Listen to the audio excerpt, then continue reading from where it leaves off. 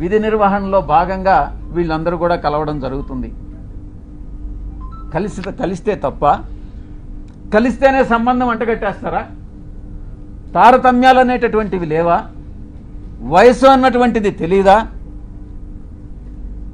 సహాయం కోసం 1-2 సార్లు నా కార్యాలయానికి వస్తే చాలామంది వచ్చారు, మీలో కూడా చాలామంది వచ్చారు.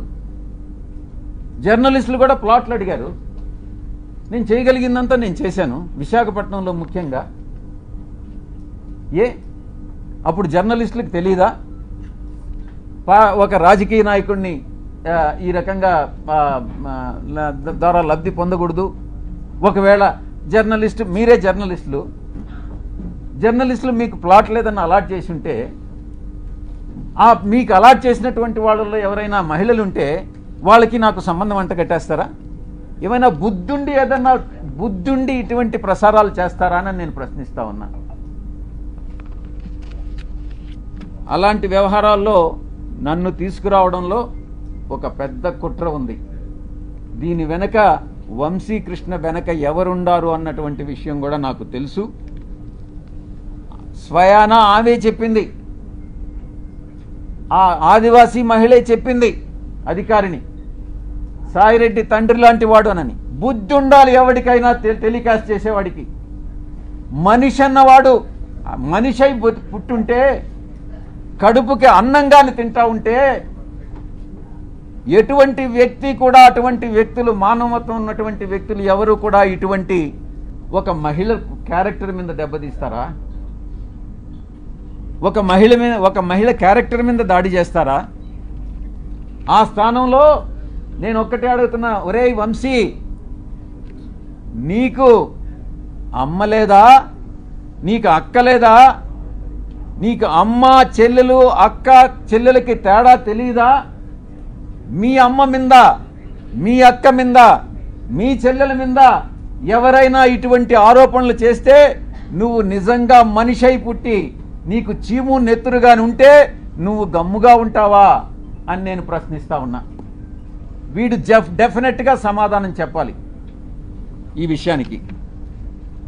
ఈ మారెళ్ల వంశీ అనేటటువంటి వాడు, ఆంధ్రజ్యోతి వెంకటకృష్ణ, టీవీ5 సాంబడు, వాళ్ళ పుట్టుక మీదనే నాకు అనుమానం ఉంది.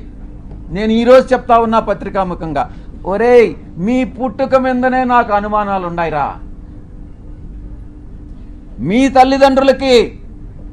తల్లిదండ్రులకి ఎవరైనా డిఎన్ఏ టెస్ట్ చేయించండి, మీరు కరెక్ట్గా పుట్టారా లేదా అని మిమ్మల్ని అడిగితే మీరు బాధపడతారా లేదా అన్నటువంటి విషయాన్ని ఒక్కసారి మీరు మిమ్మల్ని, మీ మనస్సాక్షిని ప్రశ్నించుకోండిరా.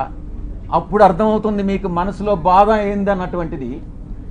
ఆరోపణలు చేయడం కాదు, బ్లాక్మెయిల్ చేయడం కాదు, డబ్బులు సంపాదించడం కాదు, మనిషి అయి పుట్టిన తర్వాత సమాజానికి సేవ చేయడం రా ముఖ్యం.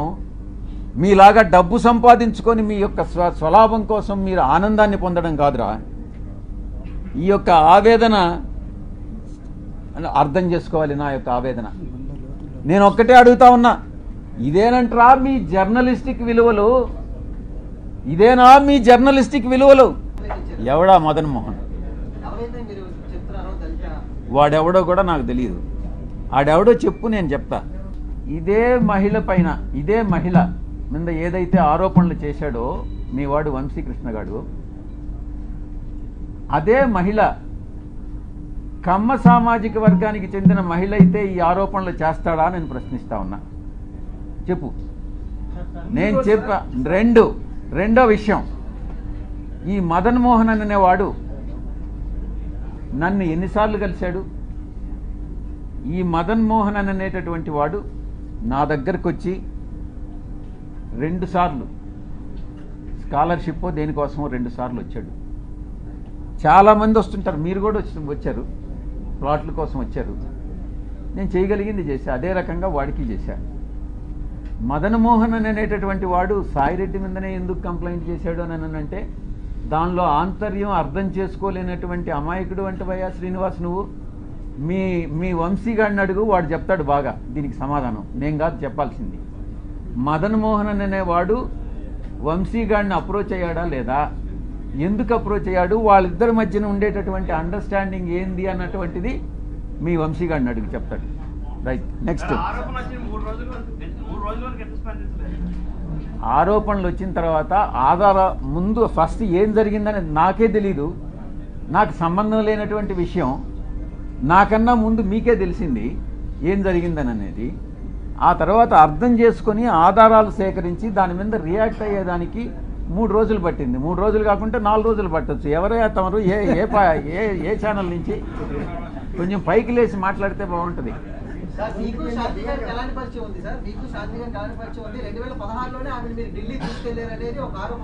నీకు నీ పేరేంది? ఉదయ్. నీకు నాకు ఏం పరిచయం ఉంది? ఎన్నిసార్లు కలిసాం చెప్పు, నువ్వే చెప్పు. చెప్పరా బాబు, నువ్వు ఎన్నిసార్లు మన ఇద్దరం కలిసాం చెప్పు, నిజం చెప్పు. నువ్వు లేదు, ఆరోపణలు చేస్తే వస్తాయిరా బాబు. నువ్వు ఎన్ని గంటలు కలిసాం? నువ్వు నేను ఎన్నిసార్లు కలిసాం చెప్పరా బాబు. మనం కలవలేదు కదా, ఇప్పుడు కలిసాం కదా, ఇంక 2 సార్లు కలుస్తాం కదా, 4వ సారి ఆరోపణలు చేస్తాం మన ఇద్దరం గే అని చెప్పి ఎవడన్నా అంటే ఏం చేస్తారా బాబు?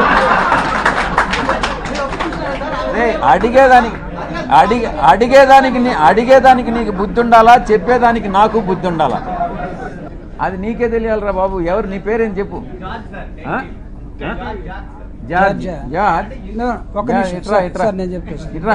ముందుకురా. వాడెవడో డిమాండ్ చేశాడంట, వాడెవడనో డిమాండ్ చేసినాడంట. ఇది నాకేం సంబంధం రా నాయుడు చెప్పు. నన్ను అడిగాడని చెప్పిందా? అరే నువ్వు ఫస్ట్ నువ్వు ఆమె ఏం చెప్పిందో చూడరా నాయన బాబు. ఆమె ఏం చెప్పిందో నాకు తెలియదు. నాకు అర్థమయ్యేటట్టు, నాకు చదువు రాదురా వంశీకృష్ణలాగా. నువ్వు చెప్పు, నువ్వు అర్థమయ్యేటట్టు చెప్పు. ఎవరో తెలియదు అంటున్నారు. వాడు నన్ను 2 సార్లు కలిసి నేను గవర్నమెంట్ని మోసం చేయాలా, స్కాలర్షిప్ కావాలా నాకు అని 2 సార్లు దగ్గరికి వచ్చాడు. 2 సార్లు నేను చేయగలిగిన లెటర్ ఇచ్చిన. స్కాలర్షిప్ ఏంటంటాయా, ఇది అమెరికా పోతాడంటానని. అది కూడా రొటీన్గా అందరూ రకరకాల జనాలు వస్తుంటారు కదా, ఆ జనాలు వచ్చినట్టుగా వాడు వచ్చాడు. నేను అందులో చైర్మన్గా, కామర్స్ కమిటీకి చైర్మన్గా ఉన్నా. సరే ఈవిని వాడు ఏదో ఆదివాసీ అంటున్నాడు. ఎస్సీ ఎస్టీ ఎవరికైనా అణగారిన వర్గాలకి ఎంకరేజ్ చేయాలని ఉంటుంది. సో అందరిలాగా లెటర్ ఇచ్చిన, అంతేగాని వాడికి నాకు ఎటువంటి సంబంధం లేదు. నాయుడు అర్థం చేసుకో. శ్రీనివాస్